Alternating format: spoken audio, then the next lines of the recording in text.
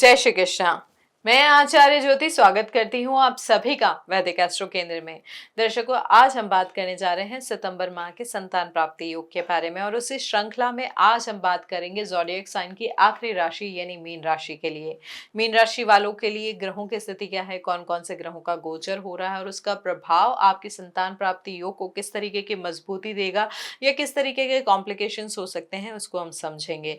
लेकिन शुरुआत करने से पहले सभी दर्शकों से अनुरोध करना चाहूंगी कि इस वीडियो को लाइक करें, शेयर करें, बेल बटन दबाकर चैनल को सब्सक्राइब जरूर करें। दर्शकों, ग्रहों की स्थिति को हम समझे तो सबसे पहले लग्न की स्थिति को देखते हैं। लग्न होता है आपका शरीर, आपकी मानसिक स्थिति, आपका शारीरिक सामर्थ्य, फिजिकल वाइटैलिटी। तो यहाँ पर शनि है वक्री अवस्था में मीन राशि में। मीन राशि होती है जल तत्व की राशि। वहां पर शनि जैसा कूल प्लैनेट जब आके बैठ जाता है और वक्री अवस्था में हो जाता है तो यहाँ पर बार बार आप अपने आप को लेके समझने का प्रयास करते हैं कि यहाँ पर शारीरिक क्षमता क्यों इतना ज्यादा प्रभावित हो रही है, बार बार इतनी वीकनेस क्यों लग रही है, बार बार इतनी थकावट क्यों हो रही है, थोड़ा सा काम करते ही मैं क्यों थक जा रहा हूँ।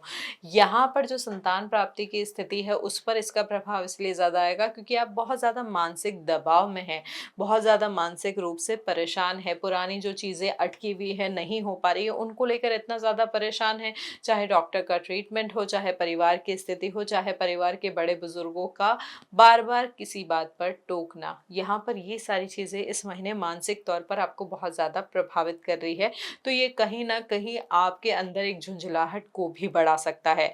यहाँ पर आप धीरे धीरे आगे बढ़ने का प्रयास कर रहे हैं, चीज़ों को अलाइन करने की कोशिश कर रहे हैं, लेकिन वक्री अवस्था क्या करती है, बार बार वहीं स्क्वायर वन पे पहुंचा देती है। लेकिन यहाँ पर वही समझे कि जहाँ से शुरू किया था वहां पर वापस आके स्थिति पहुंच जाती है।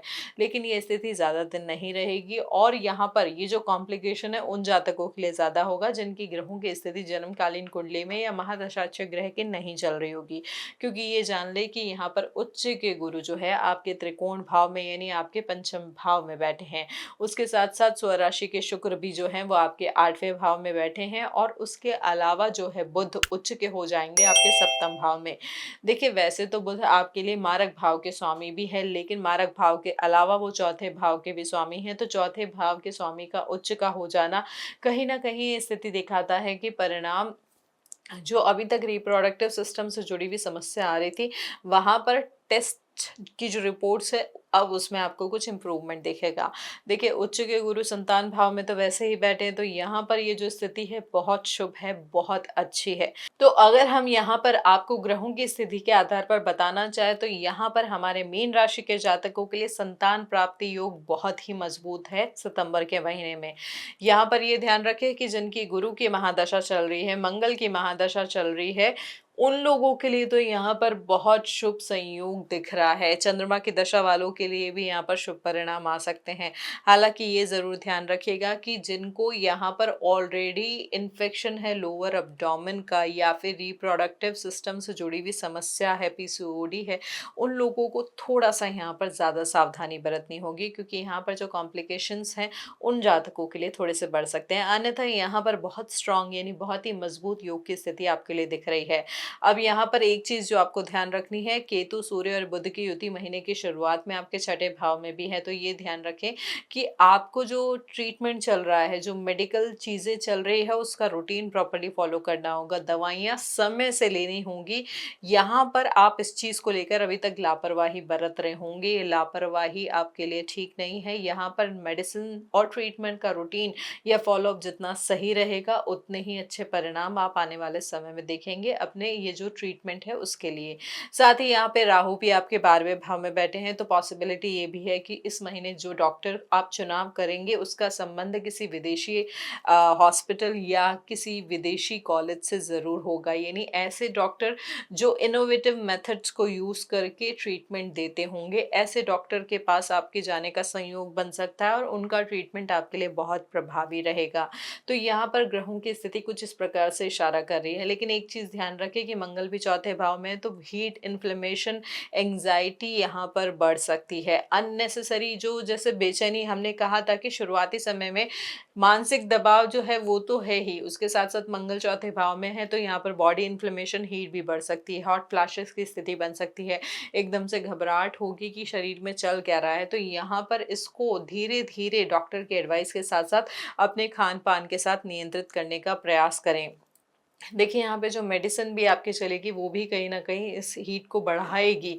तो ये ध्यान रखिए कि बैलेंस कैसे करना है डाइट के माध्यम से, एक्सरसाइज़ के माध्यम से और तरीकों से, ये अपने डॉक्टर से ज़रूर पूछें और सही राय लें। यहाँ पर बेड रेस्ट भी आपके लिए रिक्वायर्ड होगा, अन्यथा अपने शरीर को ज़्यादा पुश ना करें, बहुत ज़्यादा शारीरिक श्रम में अपने आप को इन्वॉल्व ना करें, क्योंकि शनि वक्री लग्न में है, तो कहीं न कहीं ये स्थिति होती है कि आप पूरे दिन शांत बैठे हैं, लेकिन एकदम से मन आएगा कि आज अब सारा काम हमें खत्म करना है। तो यहाँ पर 2 घंटे में आप इतना काम करने का प्रयास करेंगे कि जितना पूरे दिन में नहीं किया होगा, और उसकी वजह से फिज़िकल एक्सर्शन बढ़ सकता है, चोट लगने की संभावना भी बढ़ सकती है, और जो इन्फ्लेमेशन, हीट या फिर जो अननेसेसरी एक एंग्जायटी की स्थिति है वो भी आपके लिए बन सकती है, जो कहीं न कहीं संतान प्राप्ति योग को प्रभावित कर सकती है। तो यहाँ पर ये ध्यान रखें कि उच्च के गुरु बैठे हैं, तो शुभ संयोग बहुत अच्छे हैं, लेकिन मानसिक तौर पे मजबूती आपको लेकर आनी होगी, विल पावर आपको स्ट्रॉन्ग करनी होगी। क्या चीज़ करनी है, क्या चीज़ नहीं करनी है, कहाँ आगे बढ़ना है, कहाँ रुकना है,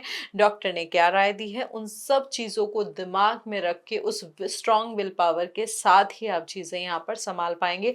अन्यथा आप एक लूप होल में फँस जाएँगे, जहाँ पर या तो आप थके हुए रहेंगे, आप अपने आप को मजबूर करेंगे कुछ चीज़ों को पूरा करने में, चाहे डॉक्टर के पास जाना हो, चाहे मेडिसिन लेकर आनी हो, या फिर जो ट्रीटमेंट या टेस्ट के लिए। तो इन चीज़ों का थोड़ा-सा इस महीने ध्यान रखें। अब ये है दर्शकों ग्रहों की स्थिति जो हमने आपको समझाने का प्रयास किया है। हार्मोनल इम्बैलेंस यहाँ पर मेजर इश्यू रह सकता है, स्पेशली यहाँ पर फ्लूइड रिलेटेड इश्यूज़ हो सकते हैं, वाटर रिटेंशन के इश्यू रह सकते हैं, तो इन चीज़ों का थोड़ा-सा इस महीने ध्यान रखें। अब हम यहाँ पर अवस्था के अनुसार समझे, तो जिनकी गर्भावस्था चल रही है उनको विशेष तौर पे यहाँ पे ध्यान रखना होगा। यहाँ पर पॉसिबिलिटी सर्जिकल इंटरवेंशन की थोड़ी ज़्यादा है, स्पेशली उन जातकों की जिनकी यहाँ पर महादशा चल रही है मंगल की या फिर केतु की, उन जातकों को स्पेशली यहाँ पर ध्यान रखना होगा। साथ ही जिनकी महादशा चल रही है अभी अगर गुरु की या चंद्रमा की, तो उनके लिए शुभ संयोग हो, उनके लिए यहाँ पर मेडिकल कॉम्प्लिकेशन ज़्यादा प्रॉब्लम देते हुए नहीं दिख रहे हैं। लेकिन ये ध्यान रखें कि कुछ ना कुछ यहाँ पर सडनली हो सकता है, जो आपको ड्यू डेट दी गई हो उससे पहले ही हो सकता है आपके हॉस्पिटल जाने की नौबत आ जाए, तो उसके लिए मानसिक तौर पर तैयार रहें। यहाँ पर ग्रहों की स्थिति साफ-साफ कह रही है कि यहाँ पर जो भी चीज़ होगी सडनली होगी, तो इसके लिए अपने आप को थोड़ा-सा प्रिपेयर रखना महत्वपूर्ण होगा। अब उन जातकों के लिए बात करें जो प्रयास कर रहे हैं संतान के लिए, तो उनके लिए यहाँ पर स्थिति समझिए। देखिए, गुरु उच्च के बैठे हैं आपके पंचम भाव में, ये बहुत ही शुभ संयोग है, लेकिन साथ ही शनि वक्री भी है लग्न में, तो यहाँ पर जो परिणाम है थोड़ा डिले हो सकते हैं, लेकिन यहाँ पर शुभ संयोग आपके लिए बहुत मजबूत है। तो छोटी सी जो प्रॉब्लम आती है, ये जो स्थिति बन रही है, सफलता नहीं मिल रही है, तो उसको लेकर हताश ना हो, अपने ट्रीटमेंट को रेगुलर रखें, मेडिसिन्स रेगुलर लें, ये बहुत इंपॉर्टेंट है। जैसा हमने आपको शुरुआत में भी बताया, आपका रूटीन कैसा है, आपका मेडिसिन का फॉलोअप कैसा है, ये इस महीने बहुत ही क्रूशियल रहेगा, तो इन चीज़ों का आप थोड़ा-सा ध्यान रखें। यहाँ पर प्राकृतिक रूप से प्रयास की जो स्थिति है वो बहुत मजबूत दिख रही है। यहाँ पर शनि वक्री ज़रूर पुरानी चीज़ों की तरफ लेके जा सकते हैं। हो सकता है आप अपने पुराने डॉक्टर के पास वापस जाएँ, जिनका ट्रीटमेंट आप कुछ समय पहले ले रहे थे, या पुरानी रिपोर्ट्स को भी दोबारा रिवैल्यूएट कराएँ, तो यहाँ पर उसके माध्यम से भी शुभ समाचार में वृद्धि हो सकती है। देखिए, यहाँ पर ये ध्यान रखें कि ज्योतिषीय स्थिति जो होती है वो मार्गदर्शन और दिशा के लिए होती है। हम आपको ये बता सकते हैं कि यहाँ पर आपको रूटीन मैनेज करना होगा, हम आपको ये बता सकते हैं कि हार्मोनल बैलेंस रखना होगा। हम आपको ये भी बता सकते हैं कि यहाँ पर किसी व्यक्ति विशेष जो कि उम्र में बड़े हैं, जानकार हैं, गुरुतुल्य हैं, उनकी राय आपके लिए इस महीने बहुत लाभदायक होगी, बहुत सही होगी। लेकिन यहाँ पर ये जो सारे परिणाम हैं गोचर आधारित है, व्यक्तिगत कुंडली का विश्लेषण यहाँ पर बहुत क्रूशियल होता है, बहुत महत्वपूर्ण होता है, तो उसको भी करवा के कोई ना कोई जो भी उपाय आपको बताया जा रहा है उसको करें, पूरे सामर्थ्य के अनुसार और नियमितता और श्रद्धा के साथ। और उसके साथ-साथ सबसे इम्पोर्टेंट चीज़ है डॉक्टर की राय को मानना, प्रॉपर्ली उसको फॉलो करना।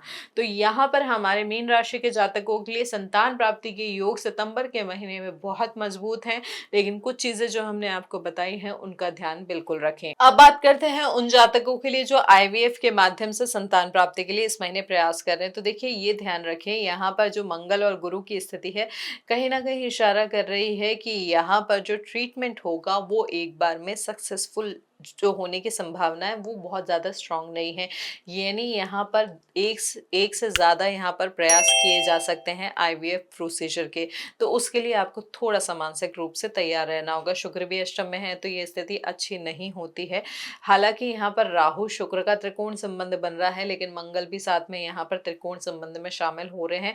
तो जो ऐसे प्रोसीजर होते हैं उसमें सफलता की संभावना होती है, लेकिन क्योंकि बाकी ग्रहों की स्थिति उतना ज़्यादा सपोर्ट नहीं कर रही है तो यहाँ पर 2 से 3 बार यहाँ पर प्रोसीजर रिपीट हो सकता है। लेकिन गुरु उच्च के हैं तो ये ध्यान रखें कि संतान प्राप्ति के योग आपके लिए हर तरीके से मजबूत हैं।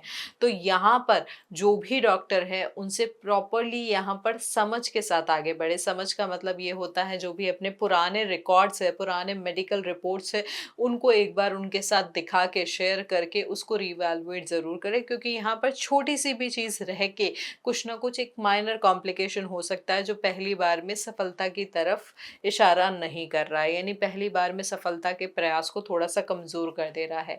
हालांकि जैसा हमने कहा कि गुरु उच्च के बैठे हैं तो यहाँ पर जो संभावना है संतान प्राप्ति की वो बहुत मजबूत होती हुई दिख रही है। लेकिन उन जातकों को स्पेशली ध्यान रखना होगा जिनका यहाँ पर शुक्र कमजोर है जन्म कुंडली में। तो ये है दर्शकों हमारा संपूर्ण विश्लेषण संतान प्राप्ति के संदर्भ में मीन राशि के जातकों के लिए। अब अगर उपायों की बात करें तो सबसे महत्वपूर्ण आता है लग्न और लग्नेश की स्थिति को सुधारना, और फिर बात आती है पंचम और पंचमेश की स्थिति को ठीक करना। लग्नेश आपके पहले से ही उच्च के होके बैठे हैं, लेकिन लग्न में बैठे हैं वक्री शनि, तो उनकी स्थिति को सही करने के लिए क्या कर सकते हैं, पीपल के पेड़ के नीचे रोज सुबह के समय यानी सूर्य उदय के समय या उससे पहले, सूर्य उदय होने से पहले आपको दिया लगाना है पीपल के पेड़ के नीचे सरसों के तेल का, और अपने पितरों से प्रार्थना करनी है कि जो भी कष्ट अवरोध हैं उनको वो दूर करें। साथ ही साथ आप क्या कर सकते हैं, जरूरतमंदों को सामर्थ्य के अनुसार दान कर सकते हैं, चाहे तो ओल्ड एज होम में डोनेट करें, चाहे ब्लाइंड स्कूल में डोनेट करें, या फिर जो शारीरिक रूप से अक्षम हैं उनको दान कर सकते हैं। अपनी शक्ति के अनुसार जो भी करना चाहें वो आप कर सकते हैं। उसके अलावा गुरु उच्च के हैं, गुरु आपके लग्नेश भी हैं, गुरु उच्च के होकर आपके पंचम भाव में पे बैठे हैं, तो यहाँ पर विष्णु सहस्त्र नाम का जाप करना आपके लिए बहुत ही लाभकारी रहेगा। उसको पूरी तन्मयता, पूरी श्रद्धा के साथ करें। शुक्ल पक्ष के पहले गुरुवार से शुरू करें और इस पाठ को निरंतर दोनों पति पत्नी लगातार करें। और उसके साथ आप संतान गोपाल मंत्र का भी जाप कर सकते हैं। सामने आराध्य बाल गोपाल जी को रखें, उनको सर्वस्व मान के उनके सामने हाथ जोड़ के संतान प्राप्ति के जो भी अवरोध है उनको दूर करने की प्रार्थना करें। इस भाव से करेंगे तो जो संयोग है, जो योग है आपके लिए और मजबूत होगा। तो दर्शकों, ये था समग्र विश्लेषण उपायों के साथ। अगर आपको ये जानकारी उपयोगी लगी है तो इस वीडियो को लाइक करें, शेयर करें, बेल बटन दबाकर चैनल को सब्सक्राइब जरूर करें। आप ज्यादा जानकारी चाहते हैं या व्यक्तिगत कुंडली का विश्लेषण कराना चाहते हैं तो हमारे साथ डीएम के माध्यम से भी जुड़ सकते हैं। मिलते हैं अगले वीडियो में। हरिओम दर्शकों।